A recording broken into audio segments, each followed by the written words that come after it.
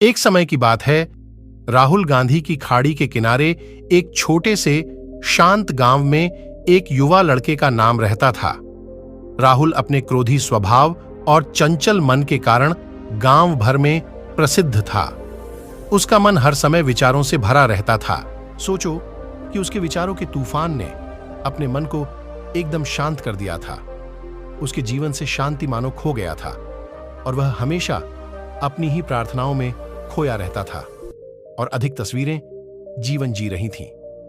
उनके अशांत मन और क्रोध के कारण उनके अपने परिवार के सदस्यों और गांव वालों से भी संबंध अच्छे नहीं थे, जिससे उसे और भी अधिक अकेला और बेरोजगार महसूस हुआ। वह और भी अधिक मानसिक तनाव की स्थिति में सामने आती है। एक बार की बात है, राहुल अपने गांव की सड़कों पर घूम रहे थे।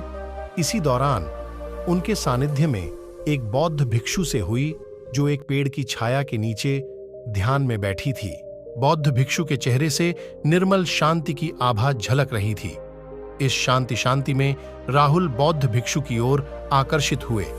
जब राहुल बौद्ध भिक्षु के करीब आए तो उनके आसपास एक सकारात्मक ऊर्जा का पता चला। भारत को पता चला कि यह शांति और सकारात्मक ऊर्जा का स्रोत कहीं नहीं है और कहीं भी यह बौद्ध भिक्षु के अंदर ही है। इसलिए वह अपने ऑफिस के आउट पर बैठकर इंतजार करने लगा। कुछ देर बाद जब बौद्ध भिक्षु की आंख खुली तो वह एक युवा लड़के को सामने पाया, जो बहुत तनावग्रस्त और नकारात्मक भावनाओं से भरा हुआ लग रहा था। राहुल ने बौद्ध भिक्षु की ओर से उदार व्यवहार देखा और बहुत से अनुयायियों से कहा, मालिक, मेरा मन बहुत अशांत है और मेरे मन के विचार मुझे खाए जा रहे हैं। मुझे एक पल के लिए भी शांति महसूस नहीं होती। आप मुझे क्या सिखा सकते हैं कि मैं अपने अशांत मन को कैसे शांत करूं? बौद्ध भिक्षु ने राहुल की पीड़ा को कुंद दृष्टि से देखा और कहा, मेरा प्रिय बच्चा, मैं सम्राट एक कहानी सुनाना चाहता हूं। इस कहानी में मानसिक शांति और खुशी के रहस्य हैं। आपकी कहानी जापानी में क्या है? राहुल ने हां में सिर हिलाया और पूरी एकाग्रता से कहानी सुनने को तैयार हो गए।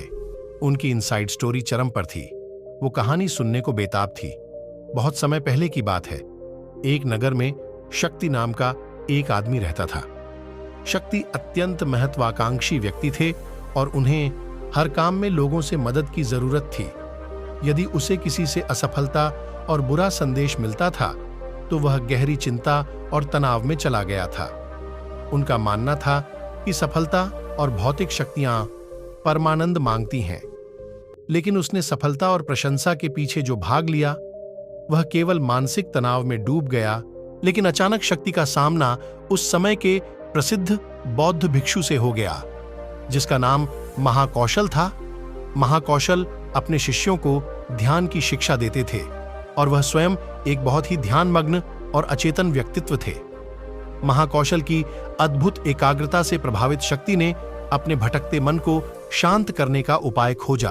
शक्ति ने कहा कि महंत हमेशा सफलता के पीछे भागता रहा और लगातार अधिक हासिल करने की कोशिश करता रहा।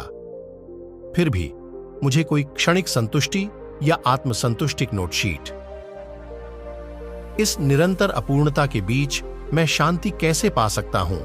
बौद्ध भिक्षु ने करुण दृष्टि से अपनी ओर देखा और उत्तर दिया, आपका मन एक अशांत नदी की तरह है जो हमेशा बहती रहती है। आप कभी भी शांत नहीं रह सकते, इसलिए इस अशांत मन को शांत करने के लिए आपको अपने विचारों को बिना किसी शास्त्रीय के देने की कला सीखनी होगी। शक्ति को आश्चर्य हुआ और उसने पूछा कि मैं अपनी राय कैसे दूं? आखिरकार मैं भी अपनी शपथ और महत्वाकांक्षाओं से बंधा हुआ हूं। इससे बौद्ध भिक्षुओं का आश्चर्य हुआ। बौद्ध भिक्षु ने कहा, कल्पना कीजिए कि आपके हाथ में पानी का एक गिलास है। अब आप इसे सबसे अधिक देर तक कहें तो यह सूक्ष्म ही भारी होगा, और अगर आप इसे काफी देर तक छोड़ चुके हैं तो आपके हाथों में दर्द हो रहा है। लेकिन अगर आप उस पकड़ को सुधार कर छोड़ देते हैं तो आपका लोड खत्म हो जाएगा। राहुल ने पूरी कहानी और उनका संदेश ध्यानपूर्वक सुना। उसे समझ आया कि उसकी राय और विरासत से उसका भार बढ़ता है और भी इनसाइड रोबोट पैदा करता है। अब राहुल को कहानी का अंत सुनने की उत्सुकता से इंतजार था।